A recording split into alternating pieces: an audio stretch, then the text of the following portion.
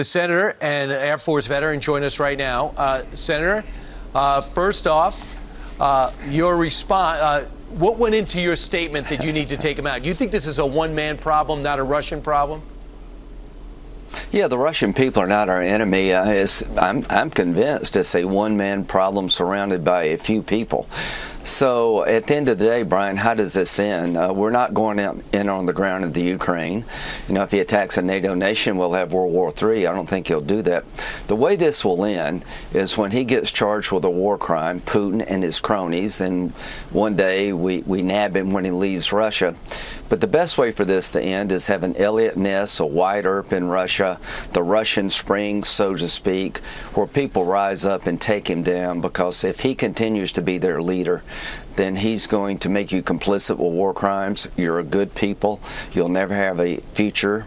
You'll be isolated from the world, and you'll live in abject poverty. So I'm hoping somebody in Russia will understand that he's destroying Russia, and you need to take this guy out by any means possible. So essentially he says they're Brutus. Brutus killed Caesar, obviously. So the Russian ambassador read your remarks, Antonio Antonov, and says this: I find the statement of the American politician to be unacceptable and outrageous. It is impossible to believe that a senator of a country that promotes its moral values as a guiding star for all mankind could afford to call for terrorism as a way to achieve Washington's goals in the international arena. We demand official explanations and a strong condemnation of the criminal statements of the American. That American being you. Your response?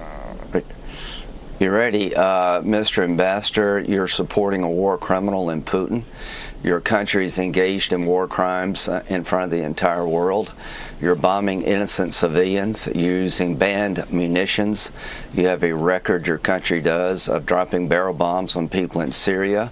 You've destroyed Chechnya by massive war crimes. You're committing war crimes in the Ukraine. You need to apologize to the world for how Putin has stolen your country blind, how they're dismembering a neighboring democracy called the Ukraine, how they're killing innocent men, women, and children, indiscriminate use of force in violation of the Geneva Convention. You, my friend, are the one who needs to apologize, and when it comes to Putin, he needs to go to jail. So that brings us to something else you're working on. You're about to introduce a resolution supporting Ukraine's case for international war crimes by Russia. But this isn't Senator Lindsey Graham's own idea. Senator, you've got momentum behind this move. Yeah. Yeah, I got 39 countries that have come out in support of what I'm trying to do. A complaint has been filed at the International Criminal Court on behalf of the Ukraine, alleging that Putin is committing war crimes against the Ukrainian people. Well, what I want to do is expand that complaint. One, I want to get Congress on record saying we agree. I want to start an investigation. I'm working with the Brits, and what we're talking about doing is creating an intelligence cell that will collect information regarding Russian units who are committing war crimes and name names, put the pictures of the commanders involved in these war crimes, the pilots flying the missions, and let the world know who the war criminals are, not just Putin himself. And maybe that may change a calculus, because if you follow Putin's orders to commit war crimes against the Ukrainian people, you do so at your own peril. So we need multiple fronts. We need to stop buying Russian oil and gas. We need to produce more here at home. If we had a vote on that concept, the Manchin bill would get 75 votes. And we need to go all in with the idea that Putin is a war criminal, and those carrying out this plan are war criminals, and bring them to justice. So you got to get Schumer to put this forward. You have so many Democrats involved. You have the UK reaching out to you. You're missing the White House. Yes. Has the White House said no to you, or nothing?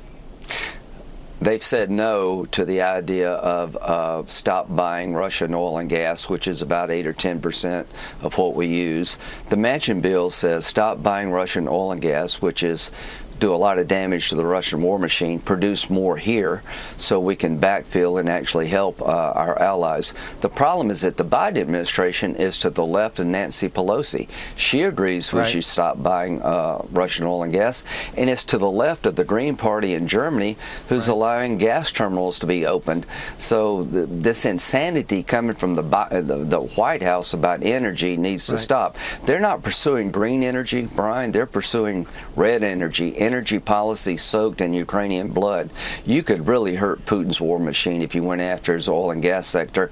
And until my dying day, I'm going to pursue war crime charges against him and all those carrying out these atrocities through a legal process. And the way to end this war is for the Russian people to stand up and bring him down. And I hope and pray they can and will. Senator, you're just missing the White House on this. Hopefully they'll snap out of it today. Real quick, Senator Tom Cotton just wrote me. I believe there's negotiations going on right now in Vienna with the Russian delegation there. They're not supposed to be traveling, right? We're sitting shoulder to shoulder with the Russians to cut an Iran deal that's going to put Iran's oil back on the world market and more. Well, Tom makes a really good point. This insanity is going to continue. We're not only going to not sanction the oil and gas sector of Putin, where he gets all his money to fund the war, the administration is going to open a new line, a new front with Iran, who's the largest state sponsor of terrorism, give them sanctions relief so they can produce more oil and say this is good for America. It's not good for America to give the Ayatollah, a religious Nazi, more money to murder people in the Mideast and to build a bomb. So the one thing I want to do is, if you indict these people as war criminals, they can't travel.